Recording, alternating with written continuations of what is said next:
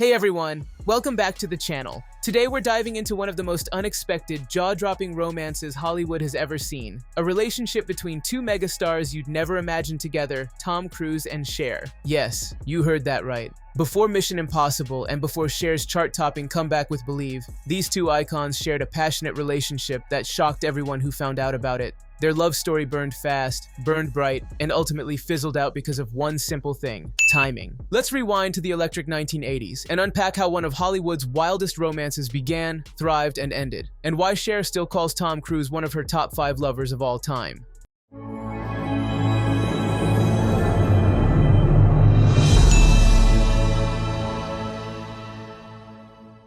It all started in 1985, at the height of both stars' careers. Tom Cruise was just 23, riding the wave of Risky Business, the movie that made him America's golden boy. I'd rather hear some blues and funky old soul. Cher, on the other hand, was 39, already an Oscar-winning actress, Grammy-winning singer, and total pop culture legend. Their 16-year age gap didn't matter one bit. What connected them wasn't fame or glamour, but something deeply personal: a shared struggle with dyslexia. The two first crossed paths at Madonna and Sean Penn's Malibu wedding, but sparks didn't really fly until a few months later, at none other than the White House. Yes, the White House. Cher revealed years later that both she and Cruise were invited to an event for people with dyslexia. She told the Daily Mail, "A bunch of people who were dyslexic were invited to the White House, and Tom and I are both dyslexic. We didn't go out till way later, but there definitely was a connection there." That shared vulnerability became the foundation for their bond. At the time, Cruise was still the shy, eager young actor trying to prove himself, while Cher was the confident superstar who saw right through the fame. She told Cosmopolitan that Cruise once admitted he had always felt like an outsider growing up, saying, "He said he felt like such a boob in school and nobody talked to him." Cher was drawn to that humility. She saw the real person underneath the rising movie star. Now, before you assume this was just a brief fling, think again. This relationship was much more serious than most people realize. When Oprah Winfrey asked Cher years later about their date, she didn't hesitate. She smiled and said, "That was a long date. I lived in his apartment." Yes, she actually moved in with him. This wasn't some quick Hollywood hookup, it was a full-blown romance. In her appearance on Watch What Happens Live in 2013, Cher reminisced about their time together, calling it pretty hot and heavy for a little minute. She described Cruise as a great guy, very lovable. And when Andy Cohen asked where he ranked among her lovers, Cher didn't miss a beat. He was in the top 5. It's not a long list, it's just a good list. That's quite the compliment coming from one of the most iconic women in entertainment history. So what went wrong? Well, it turns out that the romance wasn't undone by drama, scandal, or jealousy, but by timing. Cruise was on the brink of superstardom, about to land one of the most important roles of his career, in Martin Scorsese's The Color of Money. Man, it just keeps getting worse and worse, doesn't it?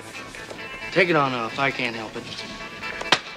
The film began production in Chicago in early 1986, just months after their relationship began. Cher told HuffPost years later, "It was after Risky Business and right before The Color of Money. I couldn't go to Chicago, and that was kind of the straw that broke the camel's back." In other words, work got in the way. Neither of them was willing to slow down. Cruise was chasing the career that would make him a global icon, and Cher was in the middle of reinventing herself for her next big chapter. They were both unstoppable, and that's exactly what stopped them from staying together. No big breakup scene, no fights. Just two incredibly driven people who couldn't align their paths. Even decades later, Cher still speaks fondly of Cruise. She's called him one of the nicest men you'll ever meet, and said their relationship could have been a great big romance if life had played out differently. However, she also admitted she doesn't quite understand his later devotion to Scientology, telling the Daily Mail, "I don't get what he does, that whole Scientology thing." Still, she's never said a bad word about him personally. Their relationship remains one of Hollywood's greatest what-ifs, a love story that might have changed celebrity history if their timing had been just a little better. Because think about it,